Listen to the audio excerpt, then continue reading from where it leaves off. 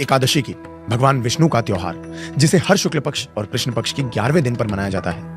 आज हम बात करेंगे इन्हीं में से एक मोहिनी एकादशी की। ये सिर्फ एक तिथि नहीं बल्कि एक ऐसी प्रथा है जो शरीर, दिमाग और आत्मा को पवित्र कर मोक्ष का रास्ता खोलती है। तो आखिर क्या है मोहिनी एकादशी की प्रथा? क्यों हर साल लोग इस दिन व्रत रखते हैं? क्या महत्व है इस प्रथा का? मोहिनी एकादशी पर व्रत रखने वाले भक्त अपने पापों से मुक्ति पाने और आध्यात्मिक शुद्धि प्राप्त करने का संकल्प लेते हैं। इसीलिए हम हर साल बैसाख महीने के शुक्ल पक्ष में मोहिनी एकादशी के नाम से इस प्रथा का पालन करते हैं। हिंदू धर्म में कुल 24 एकादशियों का वर्णन किया गया है।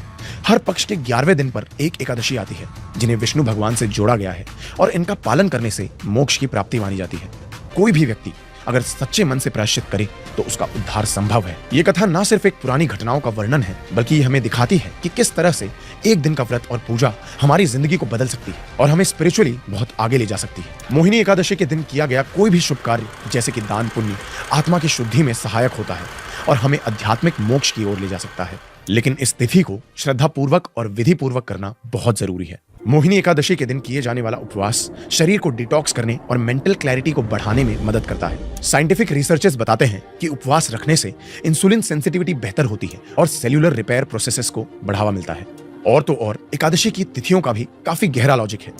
एकादशी पूर्णिमा और अमावस्या के 11 दिन बाद आती है, जब माना जाता है कि चंद्रमा की पोजीशन की वजह से इंसानों की साइकोलॉजिकल साइकिल्स एक ऐसी स्टेट में होते हैं जहां उन्हें ज्यादा खाने की जरूरत नहीं होती। इस समय पर उपवास रखना शरीर के नेचुरल रिदम के लिए फायदेमंद होता है, डाइजेस्टिव ट्रैक्ट को आराम मिलता है और ओवरऑल हेल्थ बेटर होती है। आज के युग में जब इंसान सामाजिक और भौतिक विवादों में उलझा हुआ है, मोहिनी एकादशी जैसी प्रथाएं एक अवसर प्रदान करती है मन की शांति और तन की शुद्धि करने के लिए।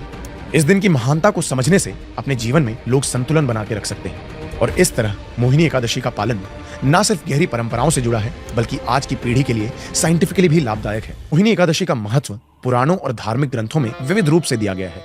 इस दिन को विष्णु पुराण और पद्म पुराण जैसे ग्रंथों में विष्णु भगवान के मोहिनी रूप की महिमा के साथ जोड़ा गया है।